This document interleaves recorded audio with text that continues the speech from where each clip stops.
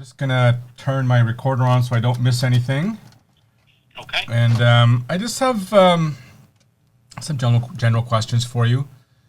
Questions about the business and areas of focus and technology you're using and how things are going. So maybe, Sure. And I think we'll probably need like half an hour to 45 minutes, depending on how long or how detailed the answers are.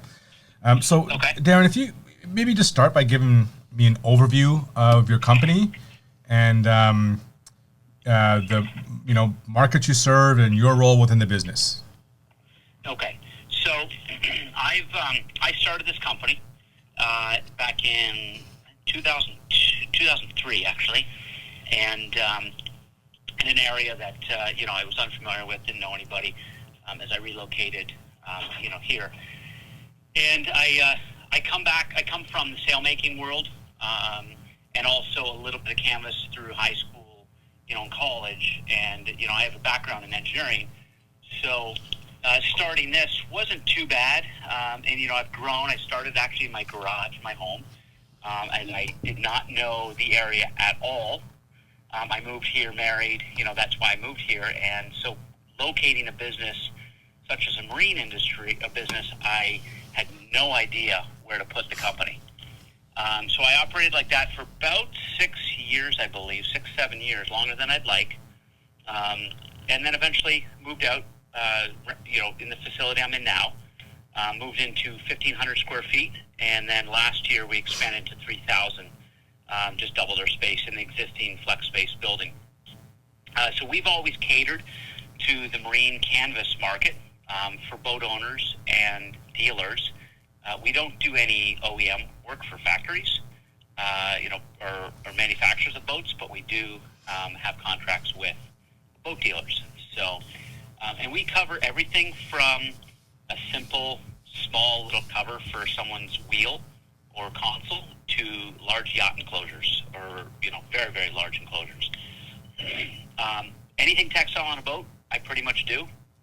Upholstery, enclosures, tops, cover, any protection coverings. We don't do any actual sales. It's really the canvas and covering component of what we do. And excuse me. And over the last several years, we've actually had some good contact, and we've been contracted for military protection equipment covers, and that's now I think in our 4th year. So we've gone a lot to that side of it because of the technology we have. So coming from the sailmaking world, and the small shop world, I was a part of that kind of transition where sail-offs went from everybody doing their own in-house cutting and calculations and design to slowly watching that industry start to go to in-house design but outside automated cutting, and becoming more centralized production. And then with that cutting, it slowly started to go offshore. And you didn't have all these sail-offs around. Now what you had is centralized production and satellite supporting sales and service lofts. And that has even now since dwindled, since I've exited that industry, where now sales that are made are either really kind of thrown out or they're shipped for service. And talking to customers, it's actually kind of hard to find someone to repair a sail. So I want to watch that industry introduce technology, and it changed. I am heavily involved with the MFA, which is a division of the Industrial Fabrics Association International. And MFA stands for Marine Fabricators Association. Recently, I've just come off the board as chairman, so I've served 7 years on that board. 2 of the most recent years were as chairman, and had a lot of insight in talking to other shops overall. And I've been involved in that group since 2007. And watching some of the larger shops talk about technology, it kind of clicked with me, and that this could be something that could integrate into the marine canvas world. Some of the bigger shops, obviously have, more revenue to purchase some of this bigger equipment, more expensive equipment. But I kind of knew, I just knew in the back of my mind that this was possible. So back in, I want to say, it might have been 2000, probably about maybe 8 or 9 years ago, is when we really started looking at it, at automated cutting systems, and then did make a purchase, for that.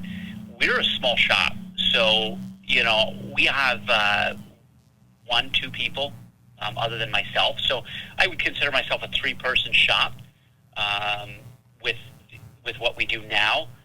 And looking at that technology, we had some advice from a lot of people in the industry: you're too small, you're too small, you're too small. However, coming from the sailmaking world and seeing what had happened, and just technology in general, how fast it's moving, I know that it's inevitable, right? So I wanted to be on the forefront, kind of leading on that. So we were one of the smallest shops that I know of to purchase a plotter cutter, get into the CAD, and with photogrammetry, things like that. Having done it, it was a great success. It was not a big deal for me to learn CAD again because I'd done it in the past for education. So that was quite simple, but it was a transition. Looking at where we are now, I actually just tooled the business up a year ago. So we swapped our plotter. We bought another one and got rid of the old one. We've upgraded, software over the years. We bought a ProLiner for 3D measuring. We've also purchased a scanner for 3D measuring. And it's just taken off as far as technology and what we can do with the business. And I've watched now the industry, for the marine industry, take off as far as people introducing technology. Now it's kind of like you're not in the marine industry unless you're implemented technology. There'll always be room for the small shop that doesn't want to do technology or have technology in, such as CAD, but they will not be able to compete with shops like mine. I could undercut them very easily and build a better product if I chose to. And when you say undercut, is that just because you're more efficient in creating the product? Way more efficient. It's almost not Darren, measurable. Let me stop there for a second, if I could interrupt, because that's a great point you're making. So talk a little bit about before and talk a little bit about now in terms of the efficiency in the process, if you wouldn't mind, because I think that would be helpful for people. Okay. So previously, what we would have to do is take a semi-transparent plastic, and we would go to a boat, and using blue painter's tape and double-sided tape, we would tape the boat up, and in essence, tape or pin this plastic in place to create a pattern. The issue with that is, in the springtime, the boats are oxidized and dirty, so the tape doesn't stick, so you're cleaning the boats or the area. In cold temperatures, tape doesn't stick. You can't even pattern. In breezy temperatures or moist conditions, tape doesn't stick or the pattern won't hold. You can be out patterning a boat, and some of these boats could take 4 or 5 hours to pattern. And it's a nice day when you start, and all of a sudden the breeze comes up and you can't finish your project, or it blows patterns in the water. You could list any problem with the weather and patterning and correlate the two together, and it's an issue. So you need the dry, low-wind, sunny day or overcast day to get a pattern that takes you 4 or 5 hours. Then we'd bring those patterns back, and we'd lay them out on our table, and we would fair them. Some people call them tabling. And basically, you're cleaning your pattern, you're correcting everything, you're finishing your lines, that kind of thing, to create a pattern that now a fabricator could use to make a product. But to make that product, you're using a pattern that you're having to stretch out and copy, and one individual may do it a little differently than another individual as far as quality and accuracy. So it's very tough to get a very consistent product and also effective, and material use. So not everybody understands material use and nesting. So waste of fabric, any rework that you would have to do, again, it's redoing that same process, maybe not patterning, but you're physically having to cut things by hand, crawl around. Really quick, too, regarding patterning, it actually can be dangerous. you're hanging off the outsides of boats. Sometimes it actually takes two people to do a pattern. So in order to tape and mark on the outside of a pattern, you're using ladders, or you're literally standing, with your toes on the edge of a lip just to mark where a zipper starts, or where a piece of hardware is. So that's pretty traditional in how the canvas world does things. Under the new platform, or what we introduced 2D first.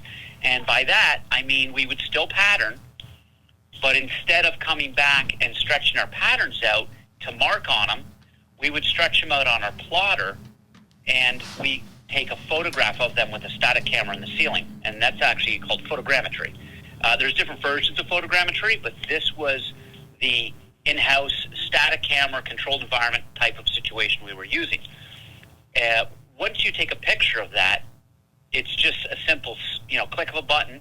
You sit down now at your computer, and in essence, you're tracing over your pattern in a CAD software, specifically Rhino for us, and that creates your digital pattern, and then you work with that. Once that digital pattern is created, you can finish it and break out your components, and then that gets sent to the plotter. So the field process is exactly the same. Now what you've done is you've changed your process inside. The biggest change I saw with that as far as efficiencies was material usage. We had a material usage of about 32% reduction. And what happened is I went with my accountant, and he said, something's wrong. All your other years, this is your percentage of goods that you're using, or your material you're using, and you're doing like the same amount or more, but you're not using the same amount of material. Why? And I kind of scratched my head for a little bit, and then it dawned on me, we're nesting. We're cutting things exact. We're not cutting things rough to lay a pattern on to trim down, right? Which again, just going backwards, the old way, you would use your pattern to get your components, but you may make an enclosure panel that's a little extra big, and once it's attached to the glass, you lay your pattern on top and trim down, and all that trimmings, gets thrown in the garbage. So now with the CAD, we're able to do precise cut files, cutting it exact. We're not having to do an estimate of material order. So this job normally takes 7-8 yards, so we'll order 8. And then when you finish with it, you've got an extra 1.5 yards or 2 yards left over, 3 yards, sometimes more, sometimes 4 or 5 if it's a big job. That's a lot of money sitting on the shelves. So that was a big wake up for me, and I knew we were did the right thing moving into technology. The other factor too is sometimes you under order fabric, and then you're paying for shipping to reorder that little extra, and of course you're ordering extra again. So no matter what job you do, it's very rare that you order the exact amount. You're always 1, 2, 3, 4 yards extra. And in this, we're talking, that's $100, $200 per job at maybe $30, $20 to $30 a yard. So that adds up. Yeah. So that was as you're closing out the manual processes, I guess, right? That like you needed to have the extra material for a safety margin, because the cost of underdoing it was probably greater than the cost of the safety margin. I'm assuming that's the case. And so what would be helpful is if you can just kind of give us maybe a little bit of a timeline, not in actual dates, but like in a sequence of how you move from that manual pattern making. So you said first you did the photogrammetry, and if you can walk us through where you are now, because now you're more or less at the forefront with the ProLiner, with the scanner, with the other technologies that you have. Help me to understand how that process unfolded. So yes, so really what we did is we did what I call 2D using photogrammetry and traditional patterning for about a year, maybe a little longer. But that is actually my recommendation to the industry is if you're going to get into technology, you absolutely do it, because you'll be left behind. You'll be left in the dust if you're going to build a business. You won't be able to compete the same. But get into 2D. Get comfortable with that.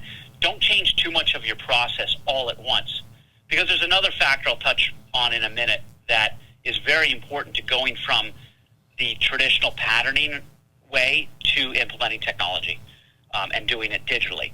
So with moving into 2D, I think a year was appropriate, and then we bought the ProLiner and started doing 3D. The one thing with the technology and Rhino is it's a different process, and you can spend a lot of time in Rhino unnecessarily, and that is typically done when you don't have your process and your standards in place. I can't even stress enough, standards and processes in your business, no matter what production you have, needs to be in place in order for you to implement efficiently technology such as design. So, for instance, if you make a Bimmini, which is a soft top on a boat, that Bimmini should be made exactly the same every time as far as the parameters. The general parameters, design, and idea behind it. Same thing with an enclosure. If you're having to reinvent and rethink about your process every time, that's just money out the door. So first and foremost, get your process down, documented, and it can be a work in progress. You can kind of get it going as you go and create documentations for it, but you should have an idea on that when an enclosure is built, it's built with the same process in mind. Where does your zipper starts? Do they start at the top? Do they start an inch down? All those things have to happen, because traditionally there would be a pattern, an in-hand pattern that a sewer or a fabricator could look at. And often those kinds of things are marked on the pattern, but they're not now. So now, as a designer, without having a pattern to touch and feel and look at, it's a completely different feel when you're working with the marine products. Everything has to be done in CAD. Not everything can be marked because it gets covered up with reinforcements, or it's embedded with a fold. So that's where your standards really come into play. And we've developed and constantly strive to develop what we call our maps, our plans. And so really what it is, it's an architectural map or title block showing the components that you will be working with to build the final product. And details within that, such as what kind of reinforcement does it get, what color is it, where do the zippers start, special kind of stuff. If you're designing just a general cover, a full cover, where do the reinforcements go? They should be drawn.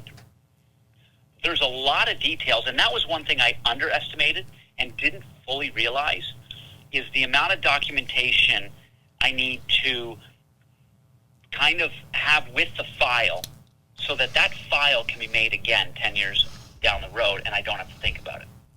And I guess that's my point, because even though we're a custom shop, it's a perishable product, so it may go with the boat. So how did you keep that information during the days of manual patterning? I mean, did you have the rolled up paper patterns or templates, or what did you do then? We didn't. So if any pattern. So if you had a customer, or say a repeat customer comes in, they need a new canvas, say 6 or 7 years later, then it was like almost like doing the job from first principles again? Pretty much. And there are shops that will store some patterns, but there's the error factor of humans, right? That, that pattern got crumpled up over the years or flattened, and, maybe if it's paper, maybe it got a little wet with some moisture and changed. So there's definitely a human factor in copying a pattern again, but storage is often an issue. For where I am, real estate's expensive. I don't have the space to store hundreds and hundreds and hundreds of patterns and then catalog them and organize them. So we did not save patterns. We maybe had a couple of patterns for very small items that were built for dealers repetitively over and over again. Every year we do maybe 20 or 30 of the same thing for a boat, a little seat cover or something. But other than that, it was starting over again. So it's interesting. That's changed. It's interesting. So the standards and processes is often a forgotten aspect of a new technology implementation. I'm glad you raised it. So you mentioned you kind of real timed it, like as you were doing it, you realized, we need to put some standards in place so you can have repeatable processes. How long did that process take? And just walk me through some of the nuances and things like that. It's ongoing, and it takes years. It is your process to document, if you can imagine the details that you could get into regarding it, depending on how much you want to document, is not a week or two or a couple of months kind of thing. You just physically can't, in a custom world, which I'm at, you physically can't think and sit down and think about every possible scenario that you will I guess, approach, So as we do something, we create a standard, create a process, and then we create what-if factors. So we may have a process for a certain type of enclosure, but then we end up doing a boat maybe we haven't done before, and there's a little different variation to it, and it forces us to create a new step or new procedure, slightly variation of the process to accommodate the need. So it is a constant, even when your process is done. Even when you think it's done, it's an open book process that constantly needs to change and evolve. With that. So, we had a good process for our enclosure, right? We've just now defined it a little bit more. We had a good process for our Bimmini, I thought, but there was things that we were trying to reinvent a little bit each time on a custom job. We've completely wiped that slate clean and just nailed down how we build our Biminis. They're built the same every time with a couple variables that don't change the process. They just maybe change the design a little bit. So going back to my earlier question then about how, what were the contributing factors to the, the significant change in efficiency, it's really attention to detail. What I'm taking away from what you're saying is it's constant attention to detail so that you can replicate something in the same time period. That means your profitability is more predictable, your quality is more predictable, your customers are happy. Is that a fair characterization? Is this constant attention to detail? It is. It's a constant evolving thing, but the need was realized when there was confusion. So when a design goes to the floor and I provide a map or sewing details, because you can get very involved with it. If the fabricator has a question, then I didn't provide enough information. Generally, this is how I would look at it, right? So if a seasoned fabricator has a question on the information I provided to him, I did not provide enough to him. I did not get this. Maybe the standard needs to be updated, or maybe there is no standard and we realize we need one. So it's just what's forced us to create those in a more defined and organized manner is confusion, questions, lack of confidence in building a product. That is fascinating, actually. But it was your willingness to enter into that and not be deterred by it. I mean, you had to get into that confusion in order to come out of the chaos with a solution. Absolutely, and frustration should be a word that's in there too, because there's been many frustrating days. We've had to learn the process the hard way. There was no other shops really doing what we do that were, that I could share with. There certainly are now, and we share a lot of information, but, simple process, and I'll give you a quick one. When we go through our Rhino process, we actually drop our file. We stagger it in stages that make sense. There is a stage that says mirror to the inside, because when we work with the file, we're looking at a 3D model, and when we're using, say, like ExactFlat, it will flatten, and you're looking at the outside. Well, we have to work with that, ultimately flip it, because our process says we work from the inside, right, with all our labels and physically how we number things and build it.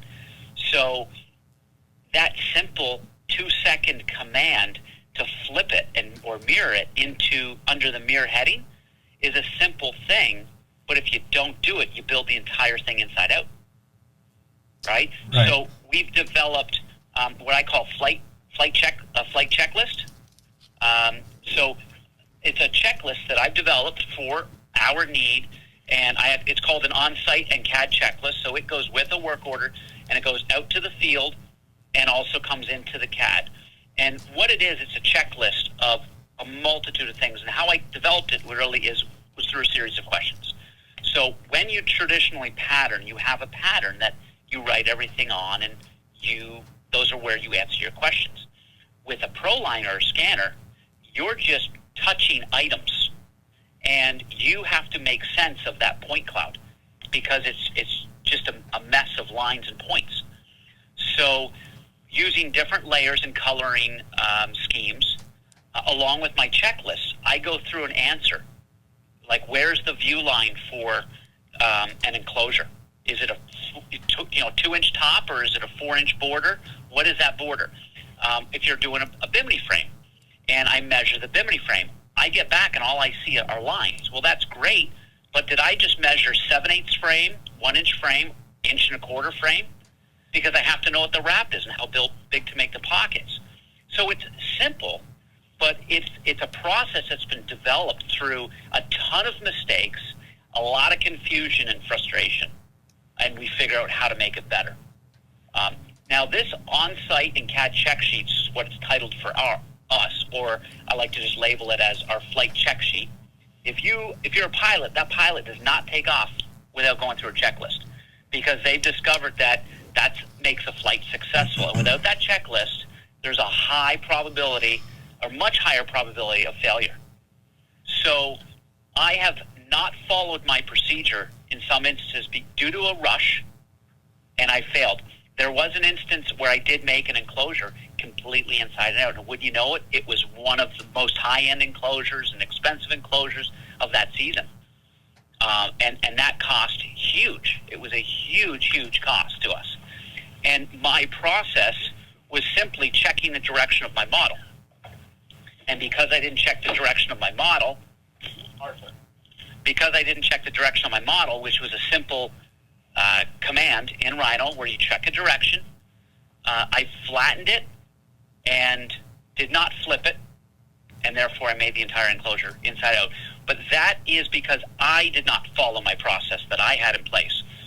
So now we've had to create, kind of our own personal accountability and really strive to follow that process that we've never had to in the past. This is actually fascinating, Darren. Just a little tidbit. I know it's a bit of a distraction. The checklist is the #1 safety instrument in the world. It has saved more lives than any other tool ever created by mankind. It was developed in the 30s, and there was, I think it was, I'm going to get this wrong, but I believe it was the St. Louis World Fair in the 30s. And Boeing had a plane. It was the biggest plane ever developed, and they had the best test pilot with the most experience ever to fly that plane. Well, to everyone's horror, the plane went up in the air and it crashed, and everybody on board was killed, and it was a complete disaster. Even though there was so much right about what they did, something was wrong. Out of that, they developed the pre-flight checklist, and it's a way to take the decision-making complexity and reduce it to something that can be followed by somebody who doesn't have the same experiences like a really experienced pilot might have had. But since then, it's of course proliferated everywhere, and what you're saying is really resonant. This is not just about the technology, because so much can go wrong still. It is really about the way that you apply it, and it's very, very interesting what you're communicating right now. Right, and it's a process and procedure, right? So that flight checklist or pre-flight checklist is a procedure, and it's a process, right? So it kind of solidifies what I said earlier about having standards and having a process in place. But it's a game changer. Not having to follow a strict process and kind of say, I know what I'm doing, because with a small shop, I don't have a lot of people I have to support. Right, so I'm kind of accountable to myself, and everything's in my head as the business owner. So I can say, it's easy for me to say, or was it in the past? Oh, I'll remember that, or I know what's going on there. But in reality, you get back and you say to yourself, oh, this is great design. I feel good about it. I'm going to go back to the office. Right away, I'm going to sit down. I'm going to do it, get it over with so that it's done and I don't have to think about it again. You know, that's great in theory, all the best intentions. Then the phone rings, right? Then your kids call. Then there's a problem on the floor. Or you get a call from a great customer who just bought a new boat and wants to meet you for a whole new canvas. And so you rush out to do that. Next thing you know, 3, 4, 5 days go by, and you're like, oh, I got to get that design done. Now you sit down and you look at your spaghetti of lines and you start scratching your head and have to put your head back into it and really think. So what this does is starts answering the questions for you. So real quick, I mean, I'd love to share it with you too, but the way I have it set up is I have 2 columns and I have like a question, like I'm looking at it here, frame diameter. I have my options of frame diameter, so I can just circle one instead of writing it down, because you know you can look at it and know if it's 7/8, 1 inch, or 1 1/4 inch, rather than having to take out and write more. I tried to make things where I could just circle, so it's a multiple choice when possible. But then I have 2 columns. I have one column that says check and one column that says CAD. And the column that says check is really, did you check it? Did you pay attention to the checklist that you tell everybody else to use? You know, did you actually use what you're practicing? So did you check the item? Yes, I checked it. But the CAD check area is for, did you implement it in your design? Did you actually put it into the CAD software? So when you did your special offset for your 1 inch frame, did you do it? Like, did you check it there? And that's what it's really for. You know, match marks, there's simple things. I mean, flipped inside, zip start end marks, check direction of 3D model, offset for seam allowance. Is there a reduction for tension? Addition for snaps. So when you pattern, the addition for snaps is a great one, because when you pattern, you mark your snaps and you kind of mark where you cut the pattern for the addition, right? Because a snap can't go right on the edge or right on the cut edge. You need a little bit of material. When you pro-line, I'm pro-lining the snaps. I'm measuring the snaps. And I draw a line between those 2 snaps, between all the snaps, because you can't in 3D just draw a line in the middle anywhere. So you need to draw a line between the snaps. Then when I flatten it, I offset that line out, say 3/4 of an inch as an example, so that there's room for the snap and room for the customer and myself to pull and install. So my question on here is there an addition for snaps? Yes, there is. Just check it. And then in the CAD column, right next to it, was it implemented? And then when you look at this checklist, the idea is that every single box needs to be filled, needs to be checked. You can put NA or just put a scratch through it because it doesn't apply, but everything needs to be checked so that when I look at it or when the sewer looks at it, they know it was thoroughly reviewed. So that's quite a journey that you've been on, and I can imagine if people are listening or hearing to this, they're going to feel a little bit intimidated. Talk about like how you felt psychologically as you kind of stepped into this, because it is kind of somewhat like stepping into a bit of chaos. So how did you kind of work through that aspect of the change? One was I'm excited because deep down I knew that this was how things needed to go. This was how things were going to go, whether I did it or not.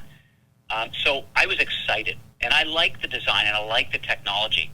But this is a way for me to grow. You know, I struggle with employees, and I'm sure everybody does. It's probably the number one challenge for business, employees and, time theft or, efficiencies. So, we're a 3-person shop, but we do volume of a 7-person shop, right? That's absolutely insane when I look at it today. And I'm doing it with efficiencies and quality in the custom world. But just, I guess, back to your question, how did I get through the frustration? I had a lot of confidence because I already knew CAD. That was one, right? So my challenge was I need to learn this on my own because I don't have any support.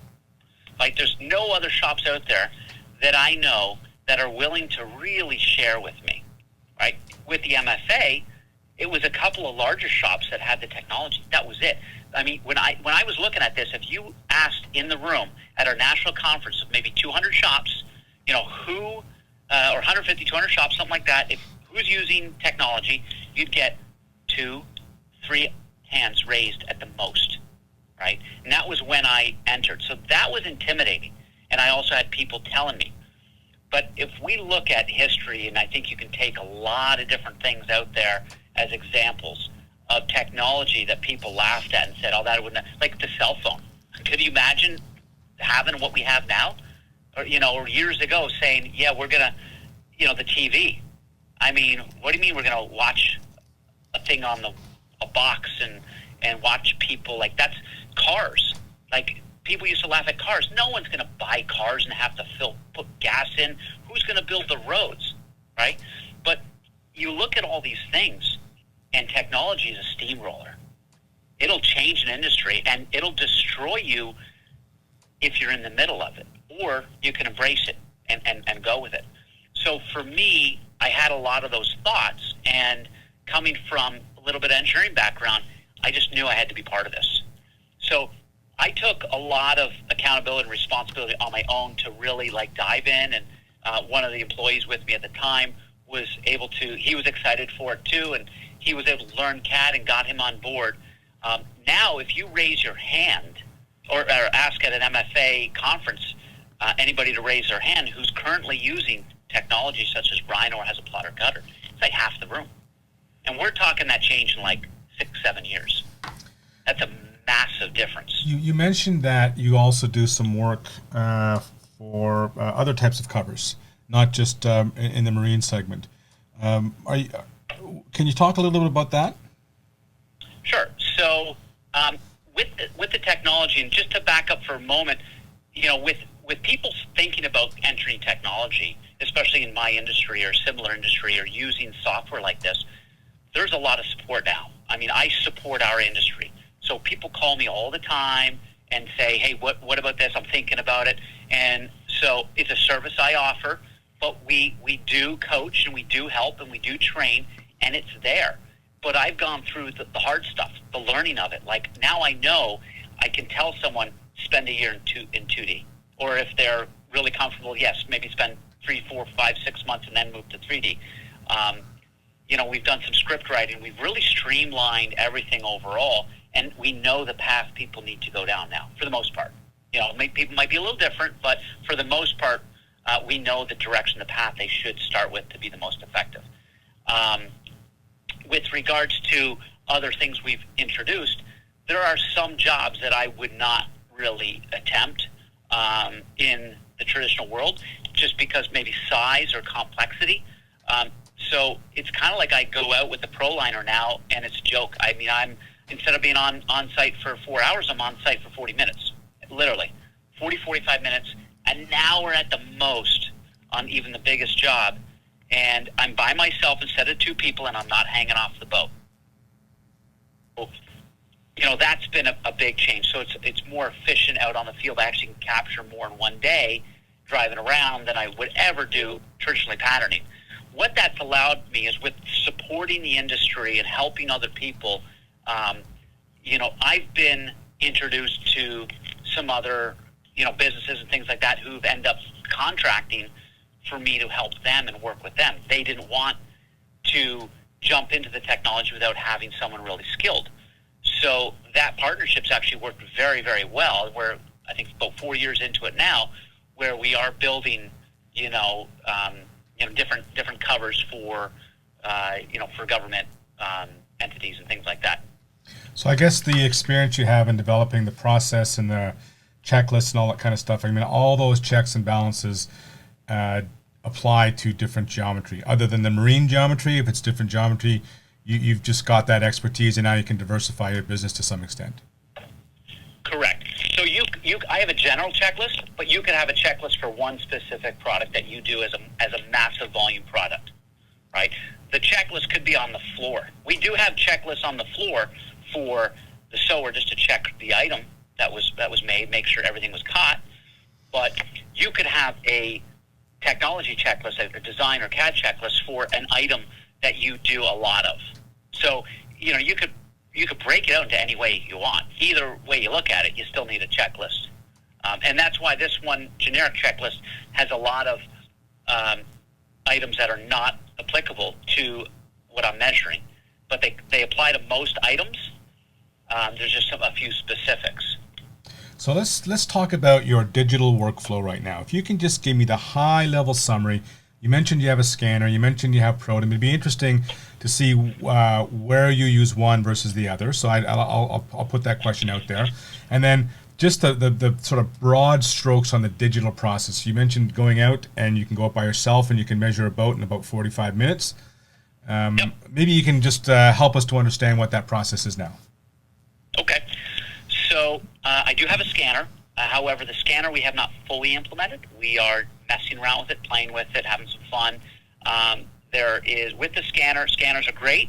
What I'm finding is it's a computing power that's an issue, and you need a massive processor if you're going to do larger items. It's really processing that information so you can work with it in Rhino. That's kind of what I'm finding out now. So we have a good computer that just processes. But that we're learning. So we really haven't got effective times on that. But one thing I will say, different with scanning than ProLining.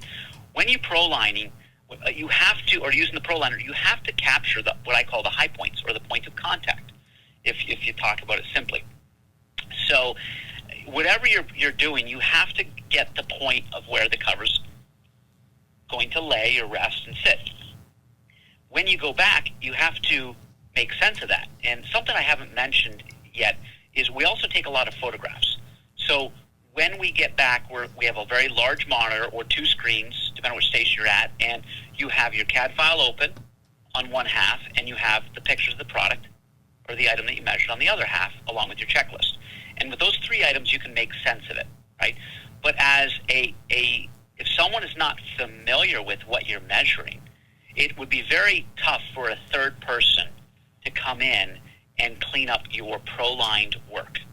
However, with a scanner, you're scanning the item, and the one we use actually has color and texture to it, so it's a pretty darn good image of what it is. It's not a rendered image. It has color, texture, it's like a little bit of a grainy photo.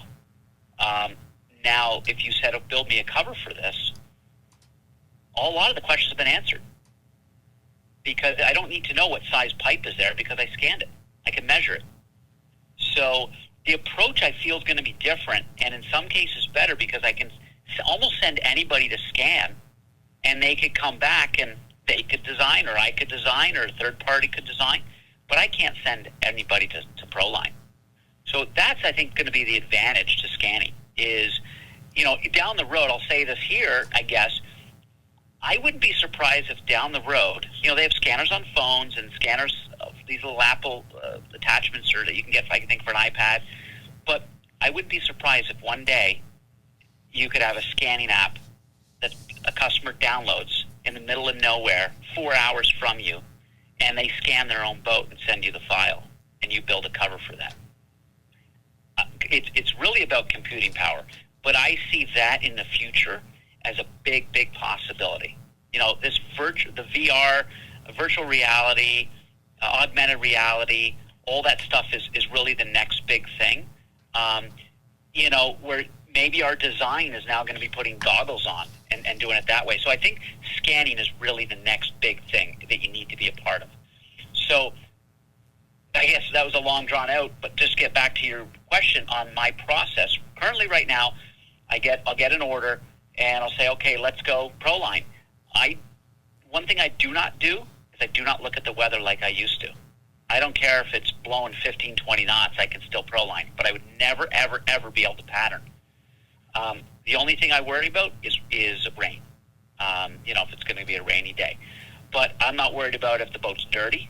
I don't care if it's wet from the rain from the night before or the dew in the morning. I can go ProLine almost really any time of the day. I go to the boat.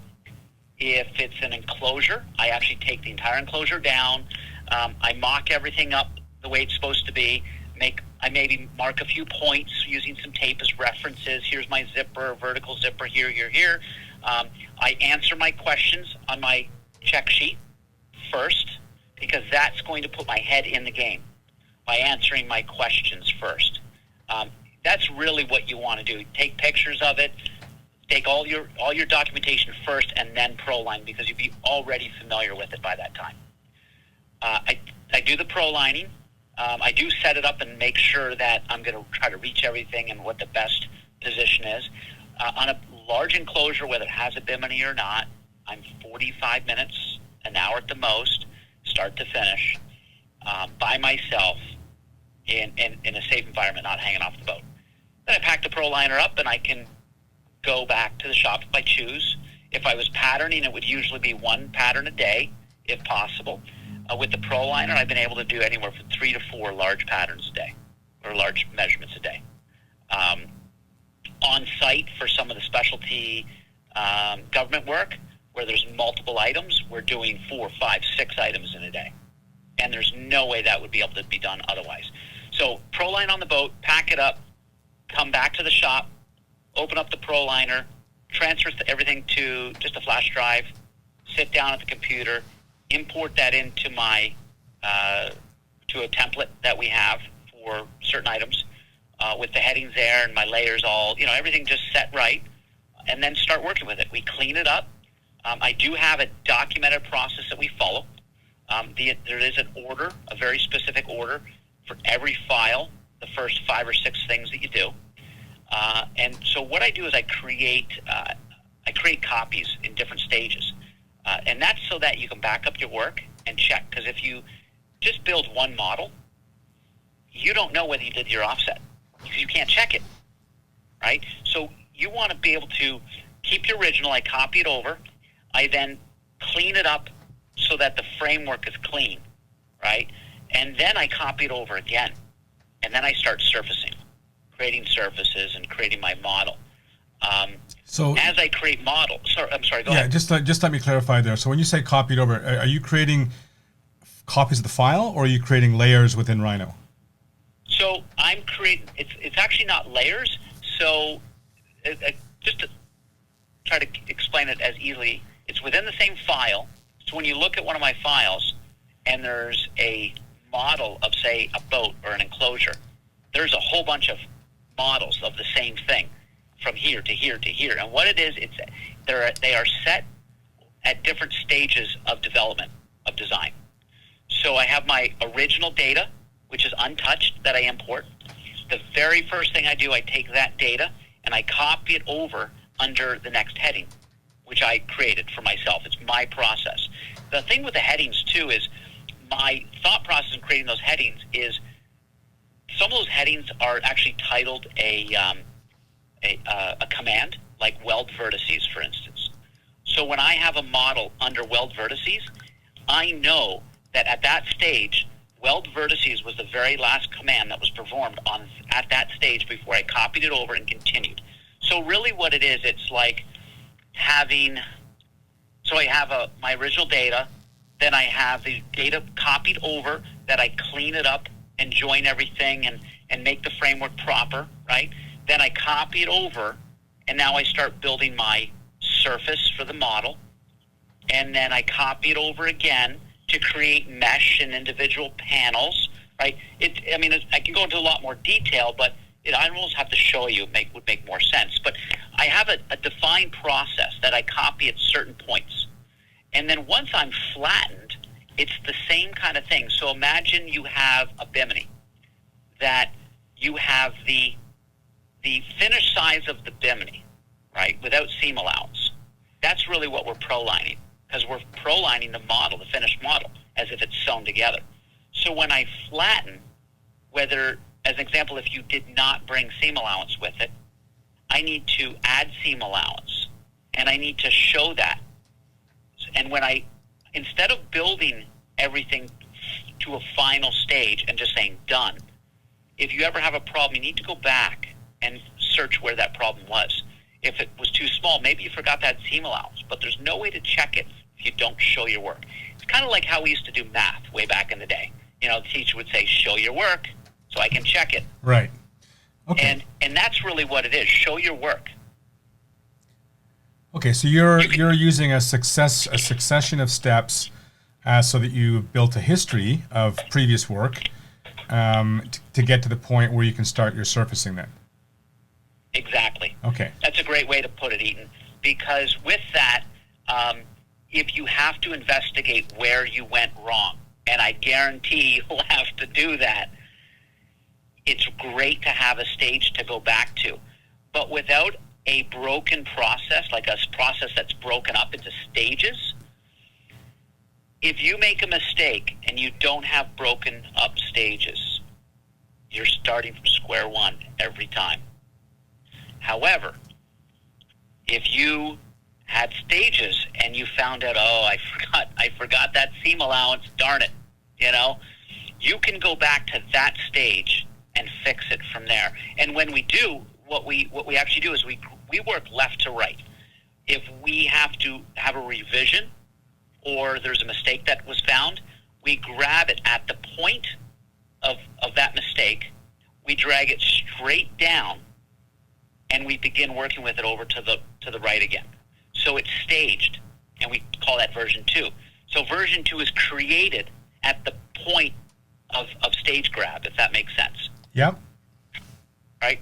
So that gives a really good, almost like a flowchart look when you have multiple versions or corrections that had to be made. And we do that with some of the government work, where there's test fitting and things like that, and there's multiple versions that have to be made. So we don't have to go back to our model and just build another model. We grab it at the stage of correction and then bring it down.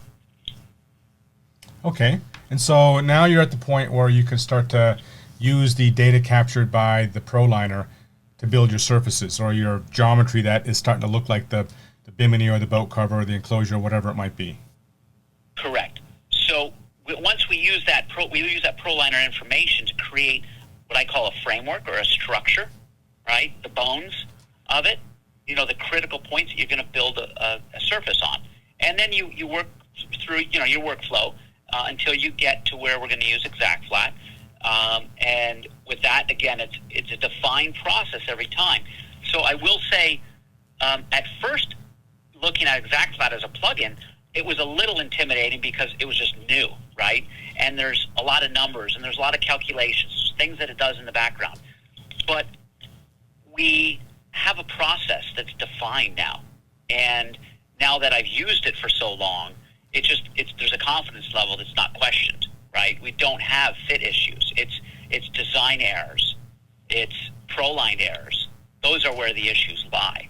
So ExactFlat, as a function of using it, ExactFlat, the way I would describe it, it's a processing plugin that helps you process your flattened components confidently. So when we go through ExactFlat and we flatten everything, then we work with it again using Rhino, right? And process through. I will say once we're flattened, we've now created scripts. And scripts are like mini functions within Rhino. So macros are scripts, like a command in Rhino is basically a macro, I believe, technically. So a script, you could say, is any series of commands that you can create a standard to. And this is where I go back. You create standards in your shop flow. Why can't you create standards in your design flow, right? So there are anything you can standardize, you can create a script for. And that has been our next game changer. So a Bimmini, and to talk about workflow, Eaton, is we would build the file the same way with using 3D and the ProLiner and ExactFlat and flatten. Once we're to a flattened component, this is where the next game changer comes in. And we're about 3-4 years, maybe a little longer, 4 years into it, with writing scripts and having scripts written. We've now taken files that take 6 hours to do traditionally down to 2 hours with automated scripts. Wow. It's taking the monotonous stuff out of it. Right. Right? A very quick, try to describe this quick. We had to create a script or figure out a way to do drill points, to mark match marks. So for stacked cutting, and they can't draw on every piece. They have to drill. So if you envision all these pattern pieces, let's just say for a winter cover for a boat, you might have 40, 50 pieces, and they have a whole bunch of match marks all over them. And the only other way to do it really is you can use an array command, but again, if you're using ExactFlat's match marks that line up, exactly, you can't use an array command to create match marks in Rhino. That's smart. So using ExactFlat's match marks that we've selected, the process of putting drill points at every match mark in Rhino would be taking the cut line, offsetting that cut line an eighth of an inch in, and then putting drill points manually at every single match mark that intersects that eighth inch. But that's the same process every time. Doesn't matter what the pattern piece is, right? Doesn't matter at all. What you can do at that point is create a script. So here's what we did. We created a script that the rule is you take a joined line that's on the cut layer, that gets offsetted an eighth inch in, and any line that's on the draw layer that intersects with that temporary eighth inch line, give me a point on my drill layer there and erase that temporary offsetted line. So that is not done for one component at a time. I can window 1,000 pattern pieces at once and click the script, and it could drop thousands of match marks in about 5 seconds. It just crystallizes. Actually kind of neat to see over the screen. It just crystallizes. All these match marks start appealing all the way along. It's really neat. So that function was taking a day or plus to do. We're doing it in 5 seconds. So this is to a day. This is another aspect I'm coming to understand, how you can do the work of 7 people with 3. Correct. And what if you have rework on that job? Like you have to do a redesign, you need to tweak it or remodel it a little bit. Could you imagine having to spend another day just putting match marks in? Yeah, it's a lot of effort. Who wants to do that? Yeah, it's a lot of effort. Right? So rework, revisions, the compounding effect of scripts and technology on how it affects your business is almost not measurable, right? Because it's such a massive change. Ultimately, it's a big change. There's some struggles to get there, but looking back, I could never imagine going back to how we used to do it. So I guess that's just one script, right? Right. And you could apply this, the scripting methodology, like the process of scripting, to so many places where you've got repeated act. Like, I guess the criteria would be, am I repeating? Are there steps I have to repeat over and over again? Those are good candidates for writing a script to automate things. Right. And then it also comes back and it says, do you have your standards? Because if they're not standards, they're not repeatable. Then what is my standard? So our most recent script is a Bimmini script, and with 4 lines, it completely builds the entire Bimmini file with labels and everything ready for cut, seam allowance, contoured reinforcements. I mean, the development of that script took a while, but what we're doing is we're now building a Bimmini file in about 5 to 7 minutes, what would take us about an hour. I mean, a full Bimmini file ready for cut. It is done with a couple clicks of a button. There's a window that pops up. You can have a few options, so you can select different size of pockets, different size seam allowance, what your labels are. It is customizable in a systematic format that allows you to make it in a script. So the Bimmini is a different size, right? So the script will work. The Bimmini has match marks, so the script will take those. But with recognizing different lines that you might click to as a center mark, it recognizes that, okay, that's the center mark of your middle frame, so it puts the intermediate label there. On the opposite edge, it's like a process of elimination. Well, if that is not your intermediate, then that is the forward edge because of the way it's orientated. So script is basically writing, do this, do this, do this, and do this. But if this happens, do this. And if this happens, do this. It's a script of a series of do's with a bunch of what-if factors written into it. Well, what if this happens, then do this? And if there's some and they're put in as a parameter. So when the window pops up, just like other things, other option windows, right? Rhino has options for a command. It has a series of different options that you could have for that command. So when you enter the Bimmini script, one of the options is 5-inch pockets or 6-inch pockets. All it is a box that you answer that question. Just fill in the information. It will default to whatever you want, whatever you initially set up.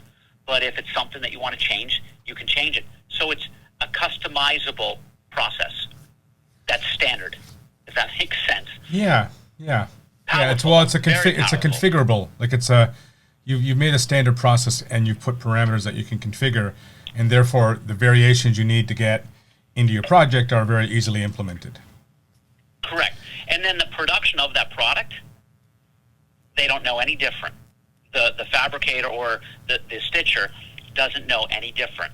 It's still a Bimmini section with reinforcements and a pocket. Whether the pocket's 5 or 6 inches doesn't matter to them. Right. So, Right. So Darren, I've kept you a little bit longer than I anticipated, but this has been okay. absolutely fantastic. And in fact, I'd even like to do it again. If you're up for it, like maybe we can do this again and we can go into, I've made a couple notes here about things we can go into more detail on. But I just want to ask you a question, as I don't want to keep you longer, as I mentioned.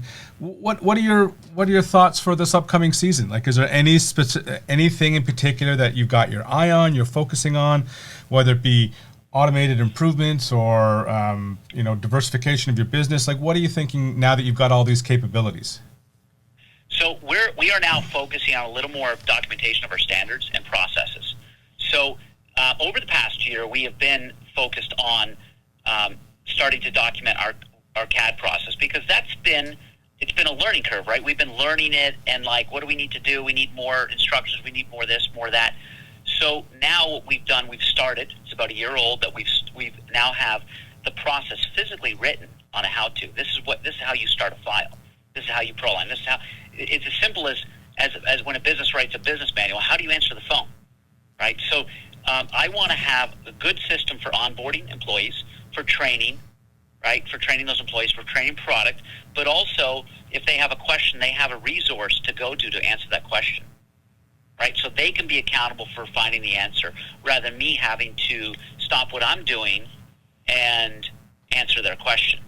So it's really writing a business manual with all the how-tos documented, and we're actually doing a lot of videos, short videos and longer videos that show the process. And, it's kind of funny because people don't do this. I mean, there's companies out there that do. In my industry, there's only a handful that I know that really kind of have a little bit of the process.